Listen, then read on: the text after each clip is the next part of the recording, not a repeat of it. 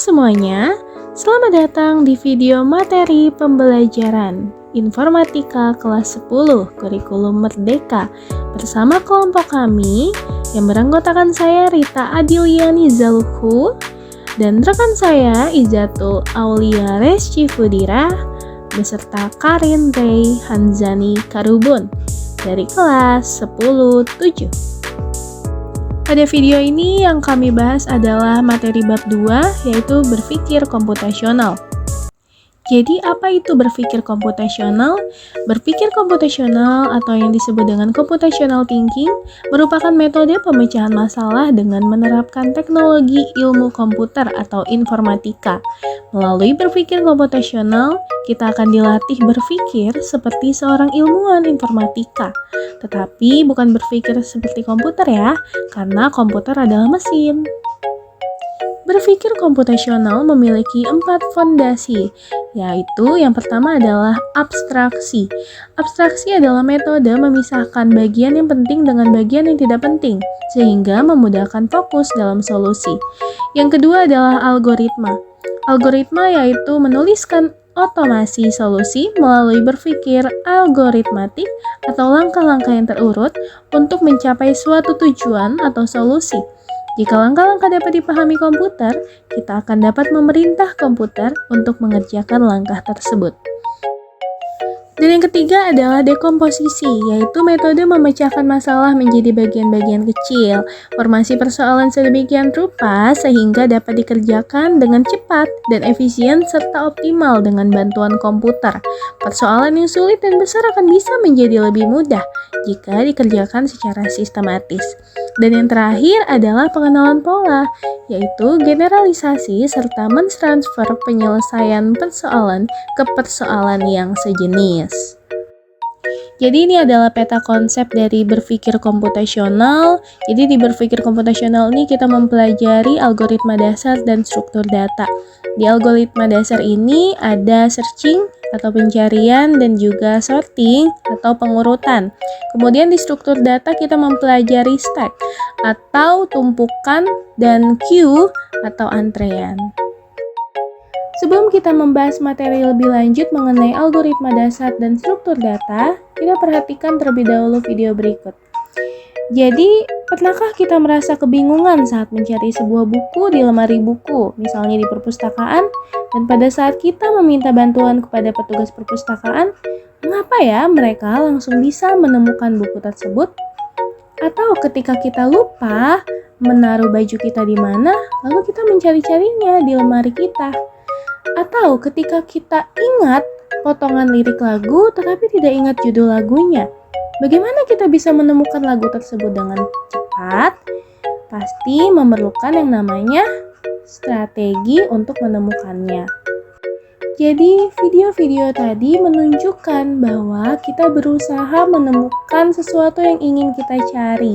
Nah, itulah yang dinamakan dengan mencari. Mencari adalah menemukan sesuatu yang bisa berupa angka, benda, konsep, informasi yang memenuhi kriteria tertentu dalam suatu pencarian. Jadi inilah yang dinamakan dengan searching atau pencarian dan termasuk ke dalam algoritma dasar. Di sini kami memaparkan 3 elemen pencarian. Yang pertama adalah sekumpulan benda atau objek. Yang kedua adalah kriteria dari benda atau objek yang dicari.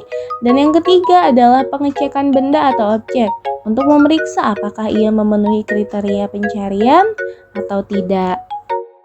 Nah, itu tadi adalah tentang pencarian. Jadi dalam mencari sesuatu diperlukan adanya strategi.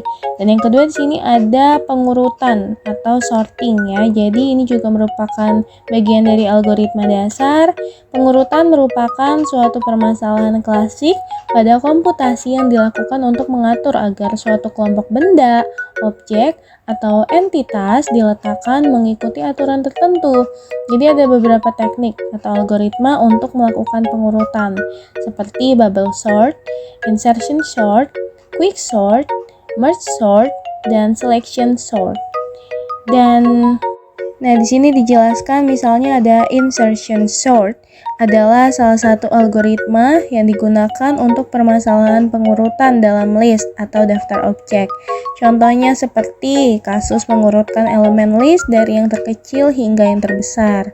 Kemudian yang kedua ada selection sort, yaitu membagi daftar bilangan menjadi dua bagian, yaitu bagian terurut dan bagian yang belum terurut. Jadi bagian yang terurut ini diletakkan di sebelah kiri dan bagian yang belum terurut diletakkan di sebelah kanan. Contoh dari pengurutan atau sorting seperti ini. Misalnya di sini huruf-hurufnya masih acak, B, D, A, C, ya kan? Kemudian diurutkan yang seharusnya yaitu A, B, C, D. Jadi itu adalah contoh dari pengurutan. Selanjutnya kita masuk ke struktur data ya. Jadi di struktur data ini ada tumpukan atau stack dan juga ada antrean atau queue. Jadi mempelajari dua buah konsep cara penyimpanan data atau objek dalam sebuah struktur yang akan menentukan urutan pemrosesan data atau objek tersebut, yaitu tumpukan atau disebut dengan stack dan antrian atau queue. Kedua konsep ini memiliki prosedur yang berbeda dalam menyimpan dan mengeluarkan data. Apa yang berbeda? Yang kita akan bahas selanjutnya yaitu adalah tumpukan. Jadi di sini ada tumpukan ya. Jadi pada metode ini objek-objek disimpan dalam metode penyimpanan yang menyerupai sebuah tumpukan. Kita bisa lihat di gambar ini. Jadi misalnya ada tumpukan piring. Dengan demikian, objek yang pertama atau yang lebih dulu disimpan justru akan menjadi yang terakhir keluarnya. Prinsip ini disebut juga dengan last in first out. Ya, berbeda lagi dengan nanti yang namanya antrean. Ya, kita akan bahas. Jadi ini adalah metode antrean. Jadi pada metode ini, objek-objek disimpan dalam metode penyimpanan yang berupa sebuah antrean, sehingga objek yang pertama atau yang lebih dulu datang juga akan lebih dulu keluarnya atau selesainya. Jadi berbeda ya dengan yang tadi. Yang tadi itu misalnya yang pertama menjadi yang terakhir. Kalau ini yang pertama tetap yang pertama keluarnya. Itu layaknya sebuah antrean di loket. Bisa lihat di sini. Misalnya di loket, di pintu masuk, dan lain-lain. Prinsip ini disebut juga dengan prinsip first in, first out. Nah, itu tadi pembahasan mengenai berpikir komputasional ya, yaitu pemecahan masalah berdasarkan ilmu informatika yang ternyata berhubungan sekali dengan kehidupan kita sehari-hari. Semoga dapat dipahami. Sekian dan terima kasih.